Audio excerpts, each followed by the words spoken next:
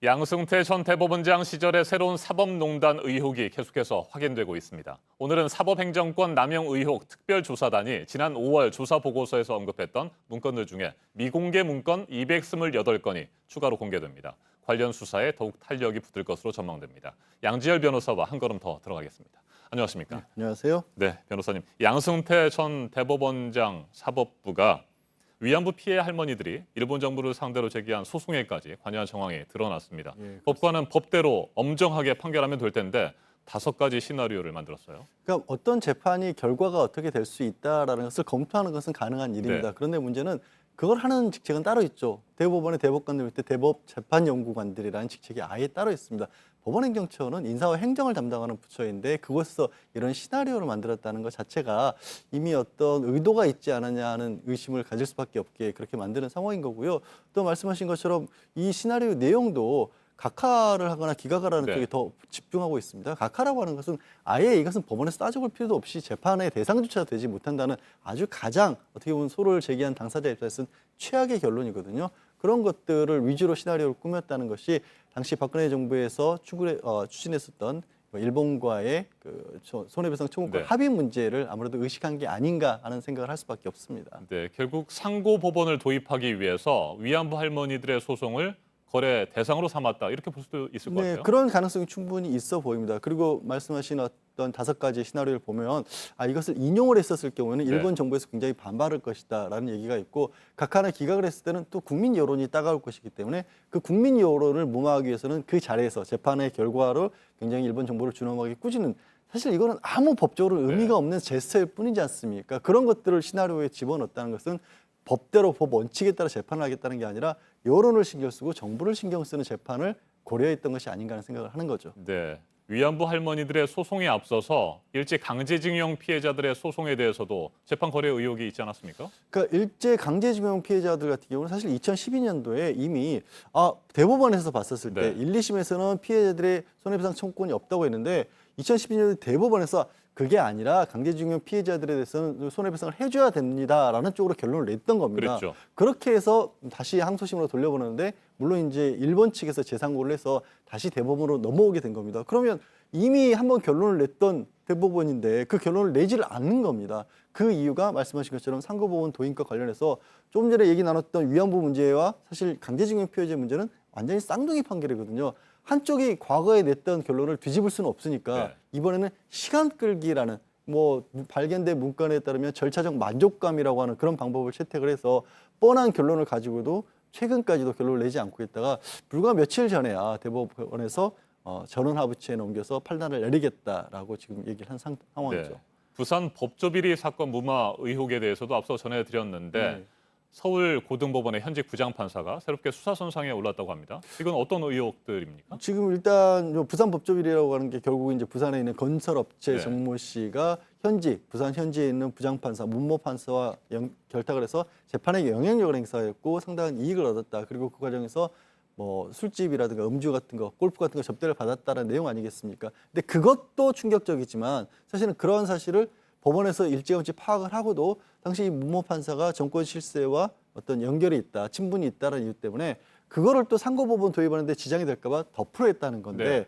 문제는 그 과정에 새롭게 JTBC에서 이제 취재를 한 결과 서울에 있는 현직 부장판사도 당시에 골프 접대 등을 받았다. 그리고 결국 그 사실도 다 알고 있었음에도 불구하고 다시 말씀드리지만 결국에는 혹시라도 이런 것들이 당시에 이 법관들과 좀 인연이 있었던 청와대 쪽의 전 수석들의 어떤 비위를 거스를까 봐 이 부분을 덮었다라고 하는 게 지금 검찰이 보고 있는 겁니다. 판사 출신이죠. 홍일표 자유한국당 의원도 재판거래 의혹과 연루됐다는 얘기들이 나오고 있는데 이건 어떤 내용입니까? 이 부분도 정말 납득하기 어려운 부분인데 이제 홍일표 의원이 개인적으로 민사소송에 휘말립니다. 그 소송을 2013년도에 소송을 제기를 당하는데 2014년 9월에 전부 다 승소를 합니다. 그게 2014년 9월인데요. 공교롭게도 그 이후 불과 몇 달 후에 홍일표 의원이 이 상고법원 도입을 추진하는 법안을 대표 발의를 합니다. 네. 그렇기 때문에 검찰에서 봤을 때는 혹시 이게 법원행정처에서 도와줘서 실제로 승소를 하고 그 대가로 대표로 법안을 발의한 게 아니냐. 물론 홍 의원 같은 경우는 이게 지난 노무현 정권에서부터 약간은 검토가 됐던 부분이고 다른 의원들도 100여명, 168명인가가 같이 함께 동참했던 거기 때문에 나 혼자 했던 일이 아니다. 또 이미 이긴 재판인데 왜 이게 거래의 대상이 되겠느냐라고 하지만 그러나 이걸 반대로 뒤집으면 재판에서 이길 수 있도록 해줬기 때문에 또 나섰다라는 그런 네. 의혹도 충분히 가져올 수 있는 거거든요.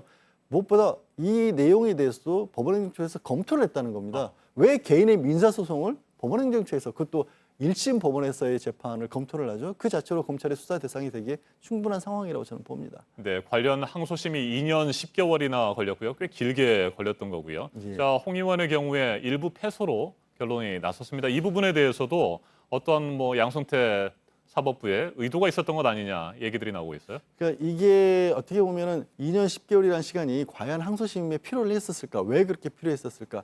결론은 이 재판의 결론은 항소심에서 일부 패소를 했거든요. 네. 그런데 그 패소한 시점이 또 공교롭게도 상고법원 설치가 완전히 좌초한 다음에 이루어진 겁니다. 그러니까요. 그러니까 뭔가 검찰은 이런 스케 보는 거죠. 아, 이게 시간 좀 끌어가면서 홍일표 의원에게 협조를 충분히 받아낼 수 있을 때까지는 패소나 승소나의 결론을 내지 않아야겠다라고 해서 재판을 지연시켰던 게 아니냐라고 검찰은 좀 의심을 하고 있는 거고 조금 저희가 봤었을 때도 이거는 물론 수사 과정에서 쉽게 밝혀질 겁니다. 무슨 말씀이냐면 항소심에서 2년 10개월을 끌을 만큼 그 재판 과정에 복잡한 것들이 많이 있었느냐. 정말로 들여다봤을 때 기록을 보니까 뭐 증인을 많이 불렀다든가 검토해야 될 증거가 많았다든가 아니면 새롭게 1심에서는 없었던 것들이 도출이 되는 바람에 네. 그것 때문에 재판부가 고민할 필요가 있었다든가 이런 것들은 기록에 고스란히 남아 있거든요. 근데 만약에 그 기록을 봤는데 그런 내용이 없는데도 불구하고 그렇게 긴 시간을 끌었다라면 검찰이 합리적인 의심을 가고 홍일표 의원과 당시 이제 사법부와의 어떤 유착이라든가 이런 부분을 수사를 할 만한 가치가 있다는 게 밝혀지겠죠. 그러니까 상고법원이 도입됐더라면 홍일표 의원이 완전 승소했을 가능성도 있을 것이다. 이렇게 추정도 가능하겠어요. 그거는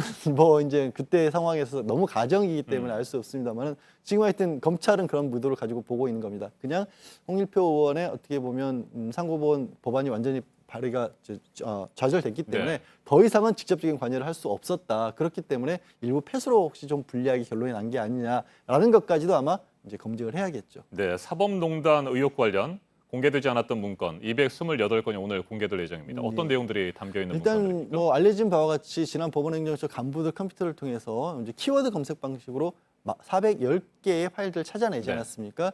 그중에 6월 달에 98개 문건을 공개를 했는데 그 사이에 중복된 걸 빼고 228건 가량을 추가적으로 공개를 안 했습니다. 뭐 개인정보 보호라든가 외부 인사들이 관여가 돼 있다는 명목이었습니다만은 언론을 통해서 또 그리고 검찰 수사 과정에서 그 안에 내용들도 뭔가 사법농단과 관련된 것들이 충분히 있다라는 합리적인 의심이 들었고 그래서 계속해서 뭐 압력이 있었죠. 그럼 전국 법관회의에서 결국에는 공개적으로 공개를 해달라는 얘기를 했는데 들어있는 내용들은 뭐 대한변협 당시 이제 상고법원 도입을 반대하고 쓴 대한변협을 어떻게 압박할 것이냐.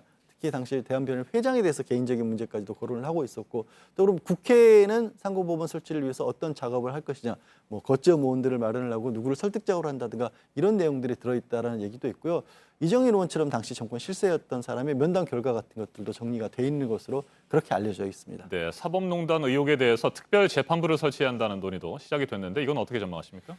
일단 필요성에 있어서는 좀 인정이 되는 상황입니다. 네. 왜냐하면 지금 뭐 다른 많은 국민들이 의심하는 게 이게 설령 검토를 제대로 하더라도 법원이 법원의 잘못을 들여다보는 것을 얼마나 객관적으로 믿을 수가 있겠느냐는 목소리가 높기 때문에 별도의 재판부를 물론 법원 내에서 인사 추천을 받아야겠지만 외부의 추천을 받아서 그 법관들로 따로 독립된 재판부를 설치를 한다면 그래도 조금은 공정성을 확보할 수 있지 않을까 하는 면에서 논의가 시작된 겁니다. 알겠습니다. 지금까지 양지열 변호사였습니다. 말씀 잘 들었습니다. 네, 고맙습니다.